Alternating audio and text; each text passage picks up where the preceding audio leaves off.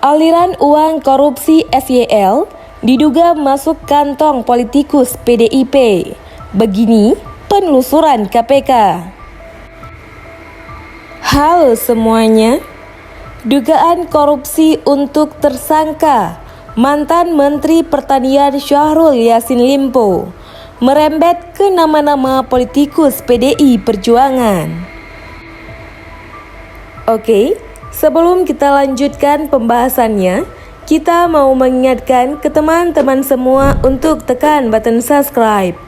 Dan jangan lupa nyalakan loncengnya ya, agar teman-teman tidak ketinggalan update video-video terbaru dari Jamaah Milenial. Penyidik Komisi Pemberantasan Korupsi melakukan penggeledahan di rumah dinas anggota Komisi 4 DPR RI fraksi PDI Perjuangan, Vita Ervina, terkait penyidikan dugaan korupsi untuk tersangka mantan Menteri Pertanian Syahrul Yassin Limpo. Benar, tim penyidik KPK pada Rabu 15 November telah melakukan penggeledahan rumah dinas anggota DPR yang dimaksud terkait perkara dugaan korupsi tersangka SYL dan kawan-kawan, kata Kepala Bagian Pemberitaan KPK Ali Fikri.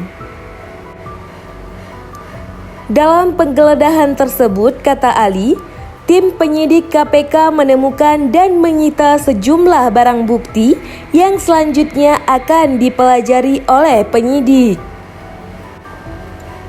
Dari penggeledahan, diperoleh catatan dokumen dan juga bukti elektronik yang segera disita sebagai barang bukti dalam berkas perkara tersebut, ujar Ali. Sebelumnya, Ketua Komisi 4 DPR RI, Sudin, memenuhi panggilan KPK. Sudin diperiksa sebagai saksi kasus dugaan korupsi di Kementan yang melibatkan Syahrul Yassin Limpo. Sudah datang, kata Kabag Pemberitaan Ali Fikri. KPK sebelumnya menjelaskan alasan memanggil Ketua Komisi 4 DPR RI dari fraksi PDIP, Sudin, sebagai saksi kasus ini.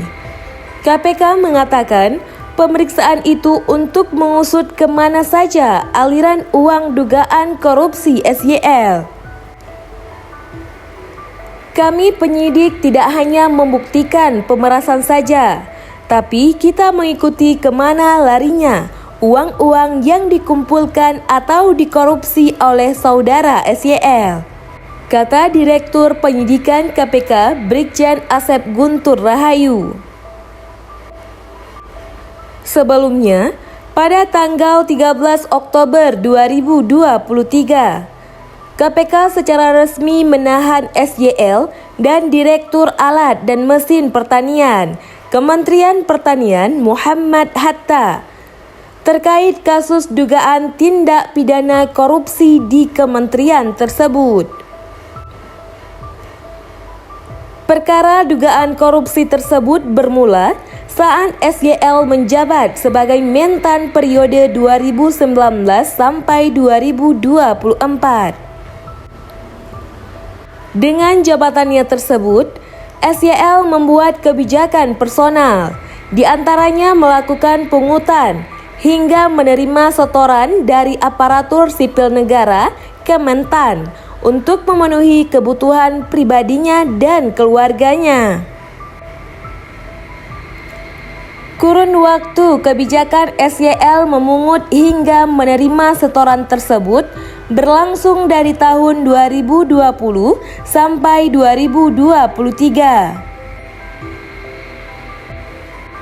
SYL menugaskan Sekretaris Jenderal Kementan, Kadis Subagiono dan Muhammad Hatta melakukan penarikan sejumlah uang dari unit eselon 1 dan 2 dalam bentuk tunai, transfer rekening bank, hingga pemberian barang maupun jasa.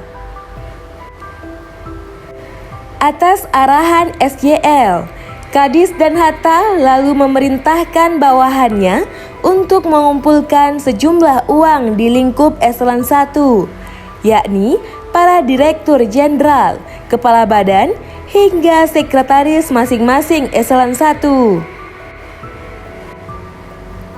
Besaran nilai uang tersebut tentu ditentukan SYL dengan kisaran 4 sampai 10.000 dolar Amerika Serikat. Penerimaan uang melalui Kadis dan Hatta itu dilakukan rutin setiap bulan dengan menggunakan pecahan mata uang asing. KPK mencatat uang yang dinikmati SYL bersama dengan KS dan MH sebagai bukti permulaan berjumlah sekitar 13,9 miliar. Meski demikian, tim penyidik KPK masih terus melakukan penelusuran lebih mendalam terhadap jumlah pastinya.